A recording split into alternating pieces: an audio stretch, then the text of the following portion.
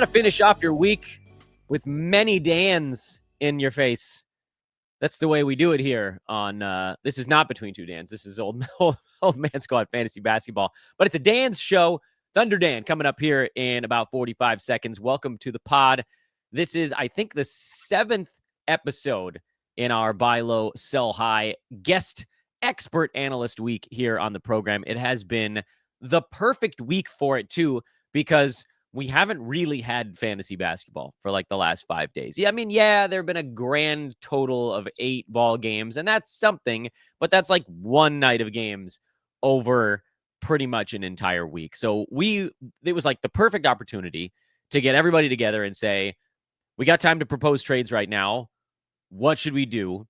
And man, have they delivered in a huge way. So welcome everybody to the show. I'm Dan Vespers at Dan Vespers on social media or on Twitter, Old Man Squad over on the new Blue Sky. And this suave gentleman is the great Thunder Dan at Thunder Dan DFS. Dan's, as you know, are always welcome on the podcast, but Thunder Dan in particular gets hugs and kisses. Welcome back, good sir. How you been?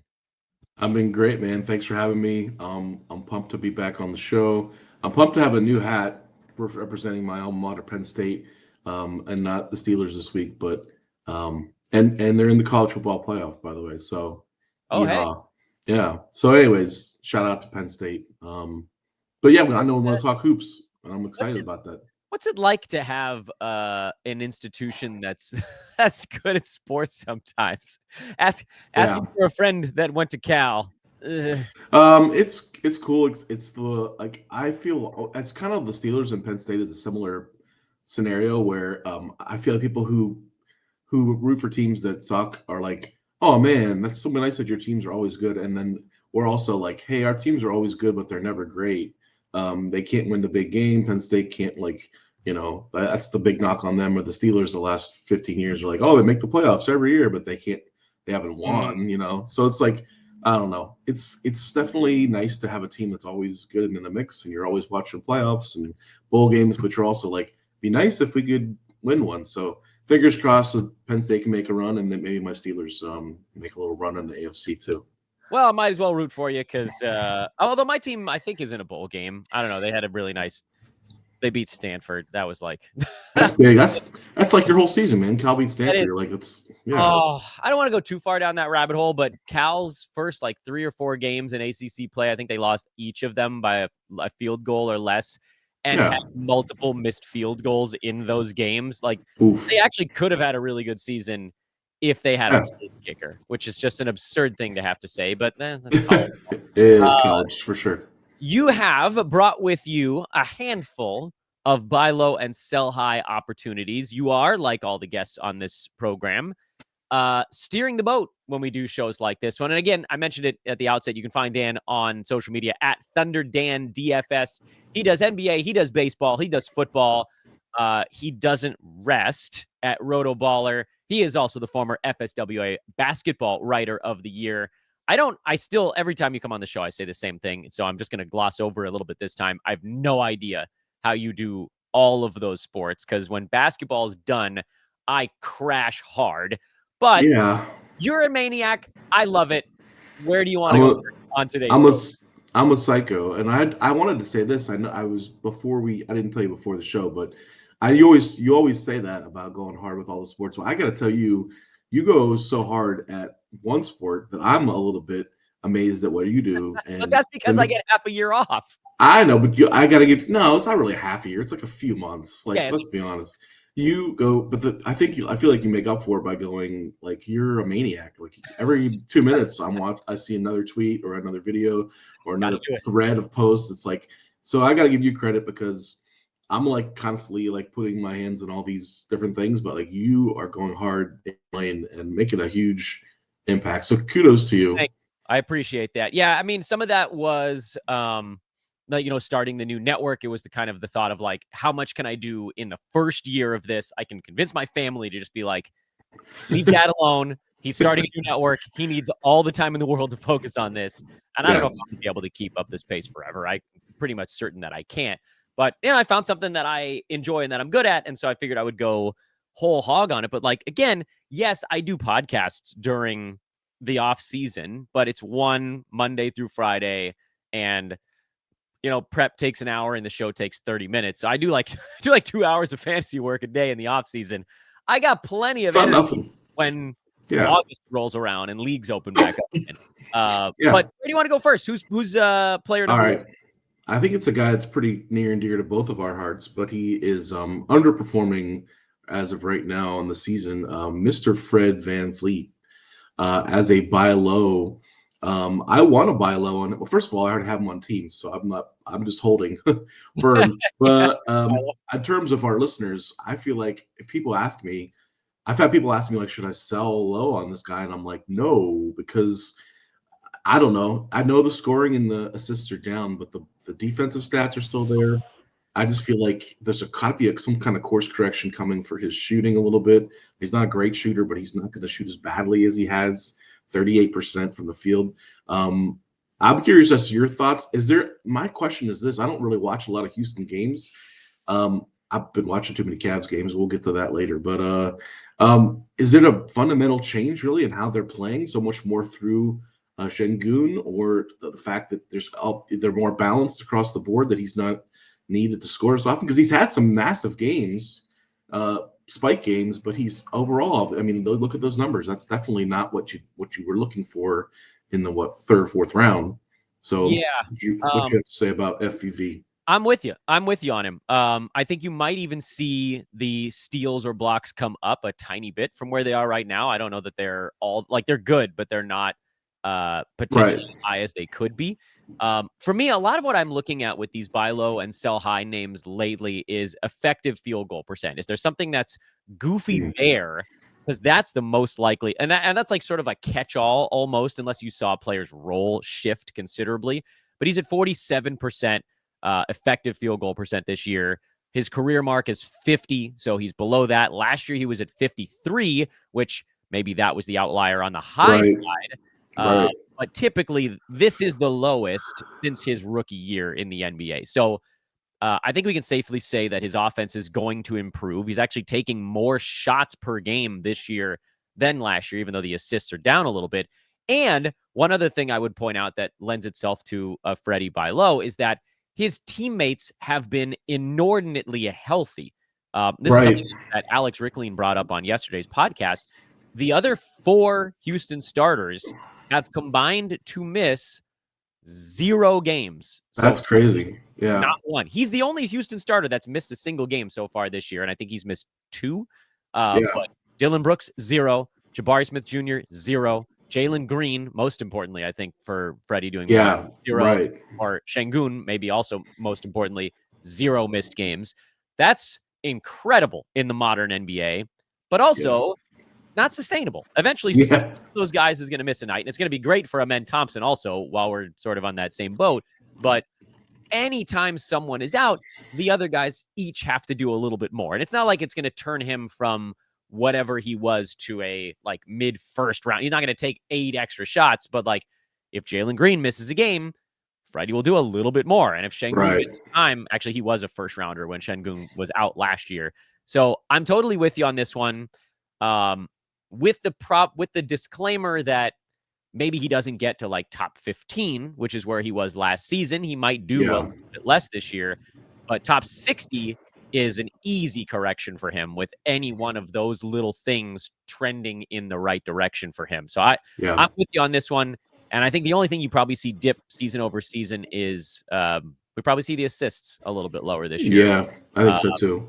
But yeah, I'm totally with you on that. And I'm realizing, too, that I screwed up something for one of our partners. So let me slip in real quick. BetOnline continues to be the world's most trusted betting platform and your number one source for online betting. From the earliest odds to in-game live betting, BetOnline provides you with all the action and the ability to watch the games as they happen. With the largest selection of odds on everything from football to the NBA and college basketball, NHL, and UFC. So head to BetOnline today. Don't forget to use promo code BELIEVE, BLEAV, for your welcome bonus on your first deposit. Bet online.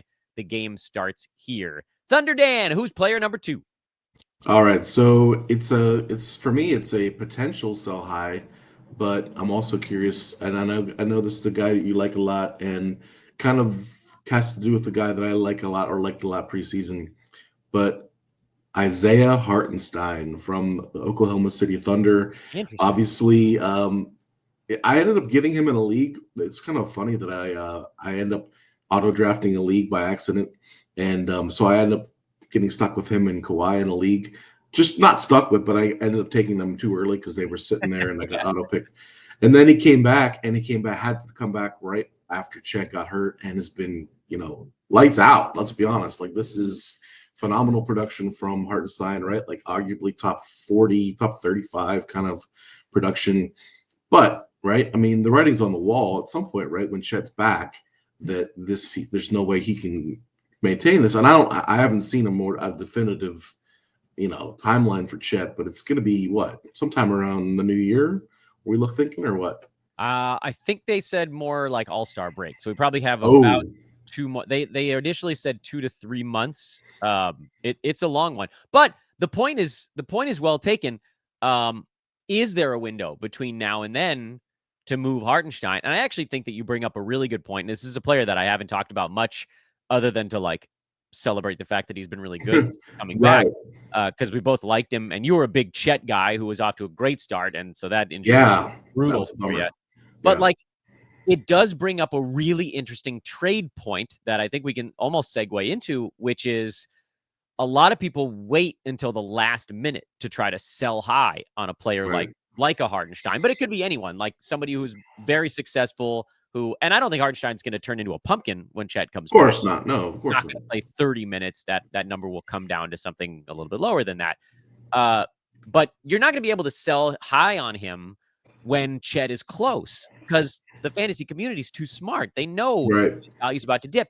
If you want to sell on Hartenstein, and it's an if you want to ride it out, that's fine also.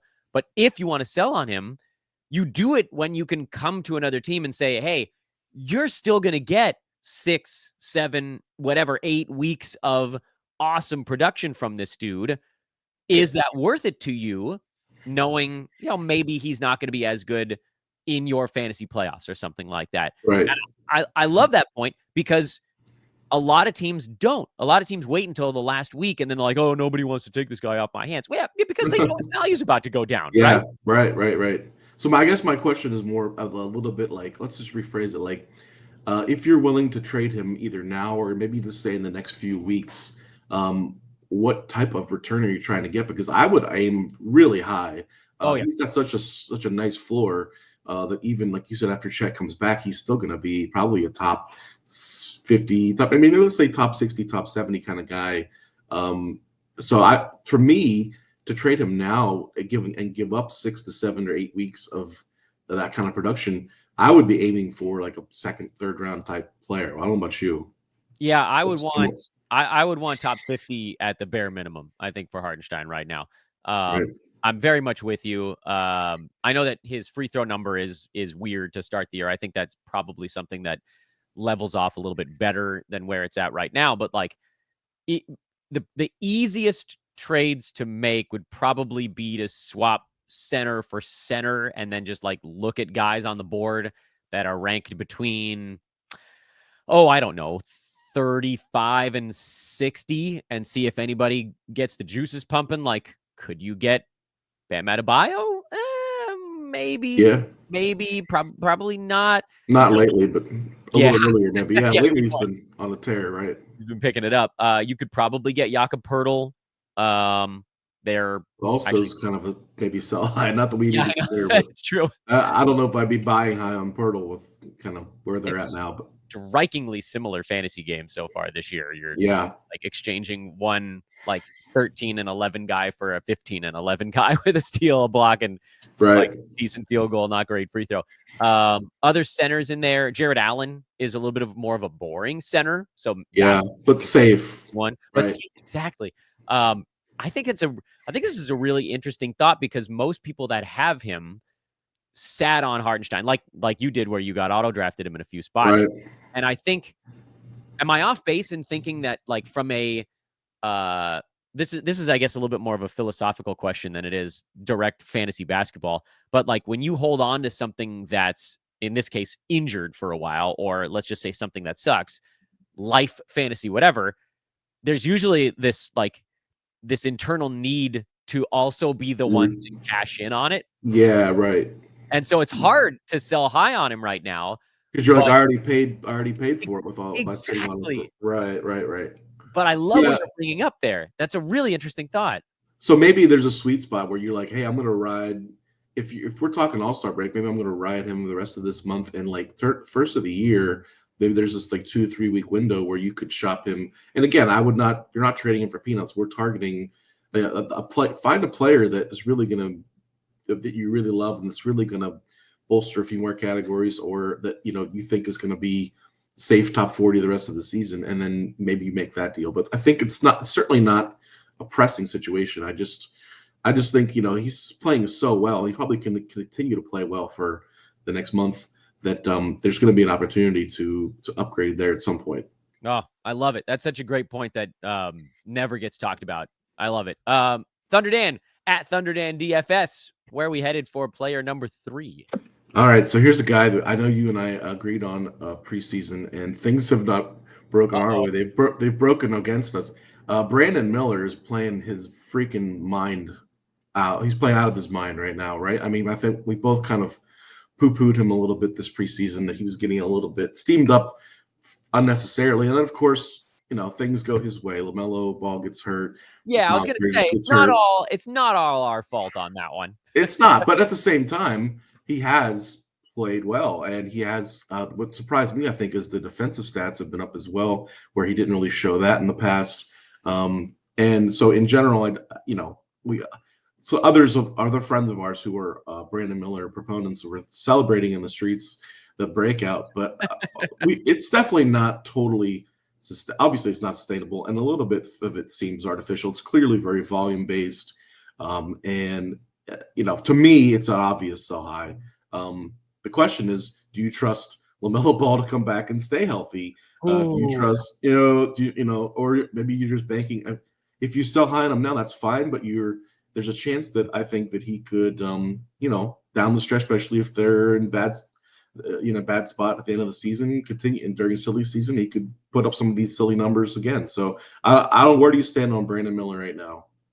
Yeah, I mean, I'm with you. I think there's maybe the mea culpa is perhaps we should have factored in the odds of LaMelo not being there for half a year a little bit more in Right. Brandon Miller's draft stock. But like, if you look at the last couple of weeks, he's taking 22, 23 shots a ball game. That is just and it is a perfect storm because not only is LaMelo out, but Miles Bridges is also out right now. Right. There's literally no one else on that team Nobody. that wants to take a shot. The number 2 option right now is Vasilije Micic, who basically wasn't He's a logging pass first point guard. Yeah, he's a pass right. first guy. Right. So like, yeah, things are inflated in a big way. But I mean, your point is well taken. What if LaMelo just isn't going to be a guy who ever stays healthy? I know he's wearing the ankle braces. That's good. This is a calf thing. Those tend to linger. Like they think he's going to be back in a week or so, but like, shrug emoji. Yeah. Those, I think Bridges is questionable for tonight, so maybe Bridges comes back. But I think LaMelo impacts it the most because of the ball handling, and I mean the 3.5 assists is up clearly from being more of a facilitator. Four made threes per game is just obviously insane. And 90% from the free throw line on 3 attempts is very nice. So there's some nice things about his game that I think have improved, but still the volume is just insane, and it can't be sustainable. No, it can't be. I think if I'm trading Brandon Miller right now, he's number 45 in 9 category leagues. I think he's right around maybe a tiny bit higher than that in 8 cat. I'm looking for 50-ish range type of guy coming back, 50, 55, even 60. I think I'd be okay with, because I think I had him as more of like a 60 to 80 range dude this year. So if I can lock in someone kind of near the front end of that window, and I'm not talking about somebody that just sort of like, I don't want Dennis Schroeder coming back. Yeah. I would want somebody with some name recognition, like a Pascal Siakam is someone that I really like as a super safe 50-ish range guy that to me is like, and I bring him up on a lot of shows. He's my perfect buy target because you know exactly what you're getting. There's almost no question mark of any kind around Siakam. And, other guys ranked around 50, like Jalen Brunson, Trae Young, those guys, Cade Cunningham, those guys are going to take a lot more to pop loose Yeah, because they're punt true. guys. Well, not Brunson Right. so much, but like Trae, Cade, these are punt build dudes that someone has probably built their team around, or like Scotty Barnes is 55 and he's out for a while, but somebody spent a Right. 7th-rounder on him. Like, that is actually the problem right now, is most of the guys ranked in the range that I'd want to get back for Brandon Miller are either really big name dudes performing, or like no-namers overperforming. And then Yeah. the only safe guys in there are like Siakam, Gobert, who I don't really want all that badly. VanVleet is an interesting one. I mean, you brought him up as a buy low. Would you give up Brandon Miller for Freddie VanVleet and trade him off? Easily. All Chips. day, any day. So maybe that's Here's the answer. here's one for you. Would you go as low as like Tobias Harris? Talking about predictable and safe. Or is that too low? That's a little bit too low for me. And he hurt his hand in their last ball game too, which makes me a tiny bit nervous. He just hasn't taken. He's about a shot and a half lower than I thought he would be this year, and that Yeah. surprises me. But what's basically happened is that Malik Beasley and Tim Hardaway Jr. are taking every shot, Chucking, yeah. chucking away, and Beasley's hit them. So to his credit, like, go ahead, if you're going to hit the shots, go ahead and chuck. But like, Tim Hardaway Jr. should not be taking this many shots. And I know floor spacing and blah blah blah blah blah. But like, Tobias, get involved, man. Get involved. I know. I was so excited about Detroit the first 2 weeks where they were playing really well, and then they've been just pretty bad. Obviously, I know Cade was hurt for a little bit there, and Tobias has been hurt some, but and now Jalen Duren's hurt, and in general, they suck again. So they were a lot of fun for us, especially for bettors early in the year. They were a nice little darling as underdogs. They were covering. They beat a few teams they shouldn't have, and now they're just back to sucking. Obviously, the Celtics without Tatum beat them by 30 last night, so it's like, all right, Detroit, back to square one. Yeah, they got to figure something out. I know Jalen Duren's defense is like the culprit on Detroit Twitter right now, and I hope they turn it around. They are at least a little bit better this year. They got 10 wins already, which I think. And Cade's stuff in the stat sheet, so people that put Cade higher are least happy with the counting stats. So it's hard not to root for Detroit. They're like, I don't know. They're the underdog. I mean, obviously I'm a Cavs fan. Our former coach, Bickerstaff's over there now, and he's fun. I think he'll build them up a little bit. You got to change the culture. You got to get into and obviously you got to get some of those guys out of there too, who just have been aren't good and are used to losing and aren't willing to put in the work that it takes. But that's probably a better real life basketball conversation for another day. All right, I got another. All right, hit me. What do you got? High for you. All right, so first of all, I love this guy. I love this game, and I'm really happy for the year that he's having for him. He's an awesome dude. Speaking of working hard and getting the most out of your talent, but Payton Pritchard is just out of this world, and I just don't know. Can he sustain what he's doing? Obviously, he's like probably a 6th man of the year candidate, right? I mean, is this sustainable? Are the Celtics going to rest enough guys and take enough nights off where he can continue to just have these massive games? We mentioned the Tatum game the other night, or the Detroit game. Sorry, Tatum takes. I just feel like the Celtics, they're in a position where every other game, if they want to rest one of their stars, they can. But now Porzingis is back too, so you're like, okay, so if they do play their starting 5 with Porzingis, then he's not going to be getting the 17, 18 points a night in a 18, 20 minute, 22 minute role. What do you think about Payton Pritchard? I love him, but I just feel like I don't know if he can go beyond what he's doing right now. So I'll say this. He's been a revelation. He's been awesome. And like you said, with the various rest days, there is this avenue for him to have continued production. But, and this is why I agree with you that I think he's a sell high. And to me, again, I'm looking at effective field goal percent. I think it's such a telling stat on like what is a guard, a point guard, shooting guard doing in that department. And throughout his career, he's actually been a pretty good effective field goal percent guy. His field goal percent 2 is pretty good for a guard. I'd say very good at times. 49%. I'll take it. Yeah. Yeah. He shoots the 3 ball pretty well. Also, he's been 41 a couple of times this year. He's at 43. However, this season overall, effective field goal percent for Payton Pritchard, 65.5, almost 66% right now. It's crazy. MVP Steph Curry. So that was what, Yeah. 2016, 2015? I forget what year that was. 2015, I think. Yeah. 63 effective field goal percent. Right. So Right. right now, It's Payton like Pritchard is playing better than MVP Steph Curry on offense. So it's probably insane. not. And I get it. Like, his shots are different. Steph had to create his own stuff. He wasn't wide open all the time. Pritchard is more open than MVP Steph was. But Right. the same thing with like a Tyler Hero and a Nikola Vucevic. The guys that are just shooting so far above expectation on the looks they're getting, that's the stuff that comes back down a little bit. Now, Right. we're at the point in the year where he's done it for 25 games. And so people are going to start to go, oh, crap, like maybe this is a thing that's just is real. Right. It's also possible that it doesn't like crash. It might be, Right. he might not have 30 days where he shoots like 29% or something like that. It could just be this little, very quiet erosion.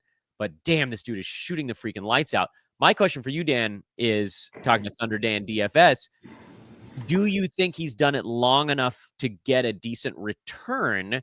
Or does Yeah. it make it more valuable to just say, screw it, nobody's giving me anything back for him. I'll just see how far this goes. Yeah, I mean, I think there's some merit to both of those things. First of all, 3.83 is I just don't see how. And I don't have his career stats up, but I just don't see how he I do. maybe. Yeah, I'm sure you do. What's his best ever? Like 2.5, maybe 1.8 last year. 1.8. Okay, all right. So Yeah. that's nuts. And obviously, he is a great 3-point shooter, but and the volume of shots he's getting up, 12 shots a game, and shooting at such a high level that number one, the Uber efficiency can't last forever, and the volume has to come down a little bit. Even though he's in this bench role where he's number one getting higher usage with the second unit, he's facing weaker opponents at the second unit, but 28 minutes a night, I just don't see them finishing it. Over the course of 80 games, 28 minutes a night seems high. I think most of the time we were expecting 24 to 25, maybe as being his height. So barring another injury to one of their top 4 or 5 guys, I just think somewhere in the next week to a month, he's going to be at his pinnacle in terms of his scoring, his efficiency, and he's definitely more likely to finish somewhere around 14 points a game, 3 and 3, 2.5 to 3 threes a game, which is still really good. Yeah. Probably if you drafted him or something, it's found money, just roll with it. But at the same time, if you can convince someone because he has done it long enough that he's worthy of getting a top 50 or top 60 player, I think there's no hesitation there because he doesn't offer many steals. He doesn't offer too much outside of the scoring and the threes. He does have low turnovers. I'll give him that. If you like value efficiencies, 1.0 turnovers, good numbers as far as his percentages. Certainly not going to hurt you, but he's not like he's not an across the board guy. He's very much limited to certain categories. Yeah, I can't really argue with you on it. I just like the more I dig into the numbers, the crazier they look. He's shooting 68% from 2 so far this year. LeBron's best year was 64 from 2. Yeah, right. What the heck? I mean, if you watch the guy, and I watch him, he hustles all over the place. He gets like rebounds and putbacks on like and like garbage points like that. But then most of his stuff is 3-pointers or pull up jump shots. And even against bad competition, like I just don't see how he manages the uber efficiency that he's playing with. Yeah. And he's gonna have spike weeks, like you said, if Jaylen Brown gets hurt for 2 or 3 days, or Jason Tatum gets hurt for 2 or 3 days, or they want to rest Holiday and he's gonna have those games.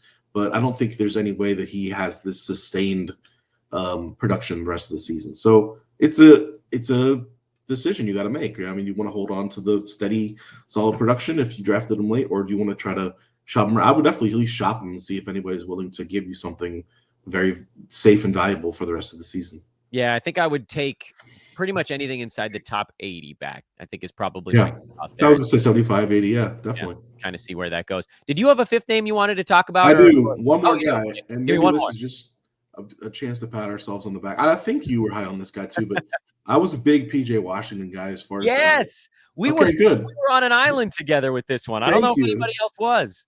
Okay, all right. So a few people here and there, but I was stunned by how late he was being taken in drafts and not even drafted in some leagues and stuff. And I was like, I just if you just look at what he did in Dallas the second half of the year last year, Mhm. and then of course some things have broken his way this year with some injuries to other guys, but But that's um always how it's gonna be there. right. But I mean, I this is a guy who I actually don't want to sell high on. I think PJ is just found money. I've got him in a bunch of leagues. Maybe his rebounding comes down. I know the games that Luca missed, he was getting like 12 and 14 and 15 rebounds and stuff. It was crazy. But I mean, he's clearly carved out a nice role there. They Mhm. don't really want to play Gafford or Lively more than those guys are pretty much splitting the center minutes. He's got the power forward minutes to himself, playing alongside two awesome scorers and ball handlers. He's getting open shots in the corner. I just think PJ is a guy I'd love to ride it out with. I don't think what's he rate? I didn't pull up his rating. What's he at right now? 56, baby, 5th rounder. I mean, he's not going to finish at 56, right? Let's be honest. But How dare I you? think I think he has a great chance of finishing in top 80, top 75, 80, right? What do you Yep. think? Oh, totally, yeah. And, like, the nice thing about PJ from last year and the reason that I think you and I were both like, "Hey, this guy," if you look at his Mavs numbers, he was hovering, like, right around the edge of the top 100, but he was also shooting absurdly bad during Right, that right. stretch. So he was, Like like, doing it 38% or something, right? Yeah. he was somehow, like, a buy low during his good stretch in Dallas last year. I know that doesn't make any sense, but follow my, like, circuitous brain logic. He was shooting 42% from the field, 63% at the foul line with the Mavs last year, and he was still top 100. So if you just Right. crank those up to his career marks, which is 45 and 71, that would have pushed him into the 75 range. And right now he's at 45 and 76. And that's basically why he's in the 50s instead of the 70s. So Yeah, man. And then 2.5 blocks and steals. Come on, man. Like love it. and Love it. and he's that to me, like his career marks have always been pretty decent with defensive stats. Uh-huh. He's always just been very inefficient and struggled to carve out that playing time, for all those years in Charlotte. And Charlotte tried to play him at center sometimes, and he's been all over the place. He's obviously not a center. He's a awesome stretch four. And Mhm. he just couldn't be in a better spot, I think, in terms of his skill set.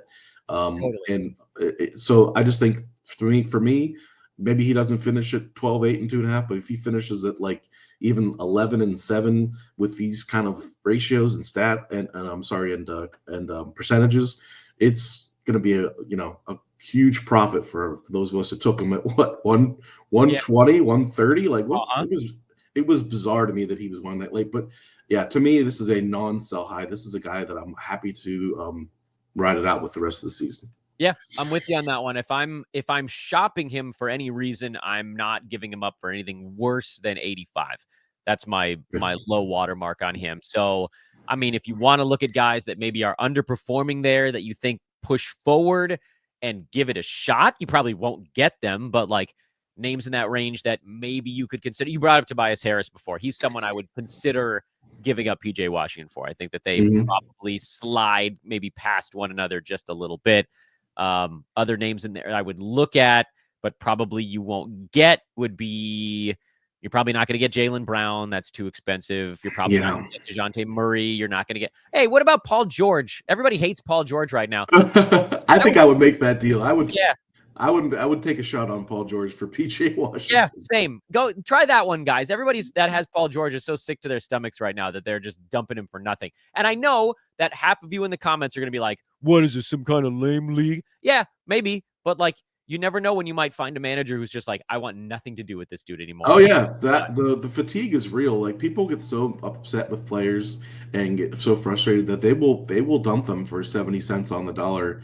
I've seen it happen so many times, and it's you just never know until you ask. That's the truth. So Thunder Dan, I forgot to do it mid-show, but tell me what you got cooking these days. Hit me with a nice, sweet, thunderous promo.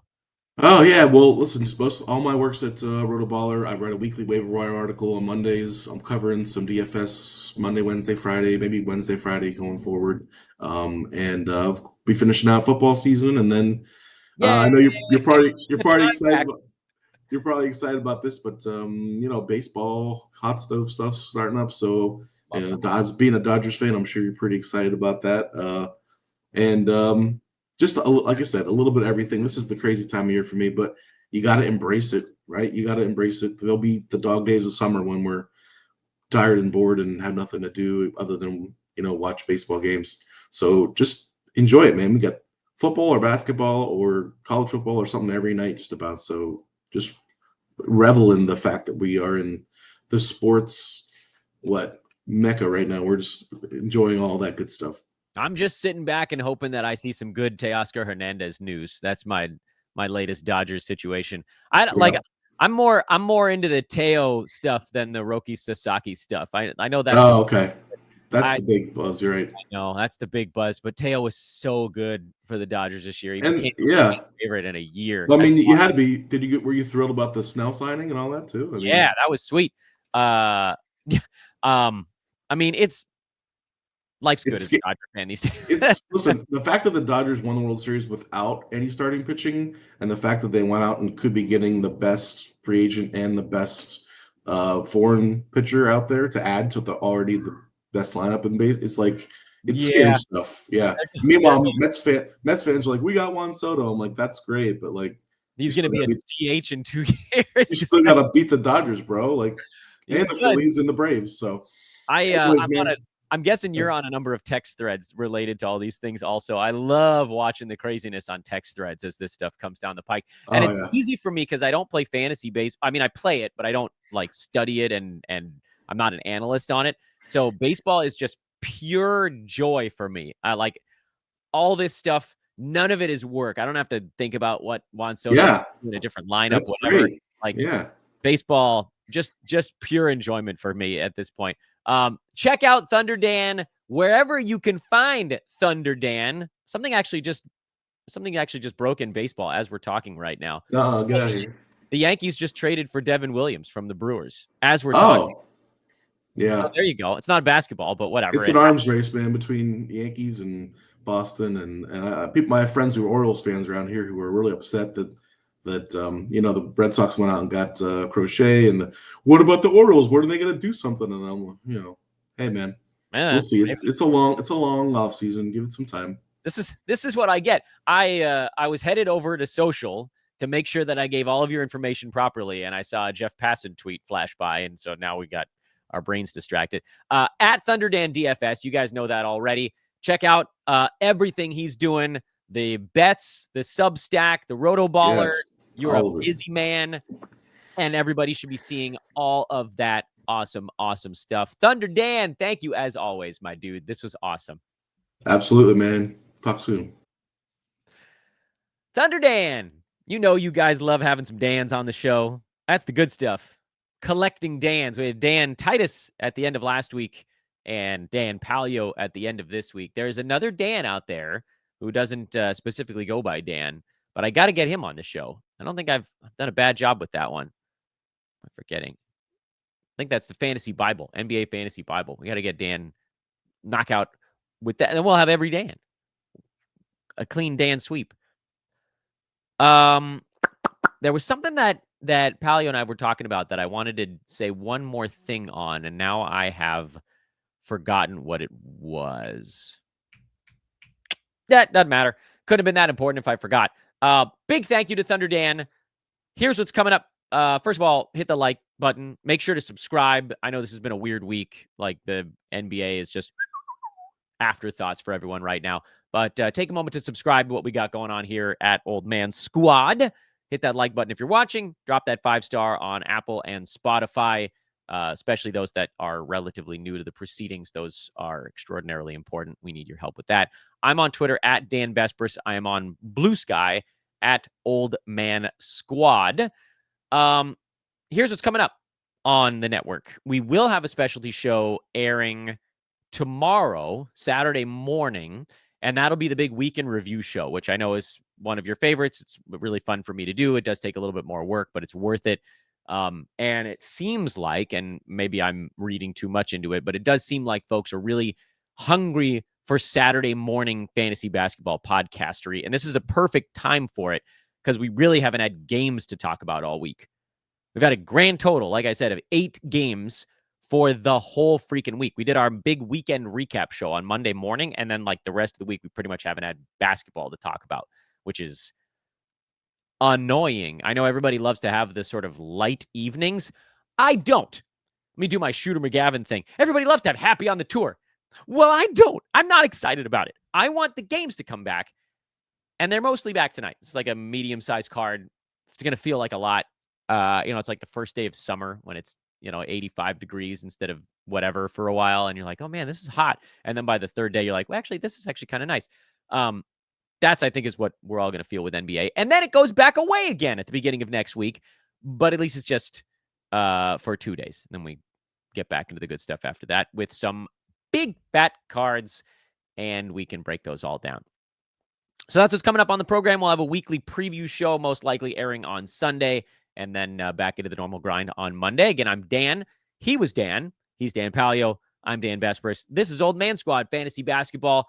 Hugs and kisses to you all. Hey, please take a moment to check out the links in the show description. There is a link to a sports podcast award voting that's going on right now. It's open for like the next 3 weeks or something like that.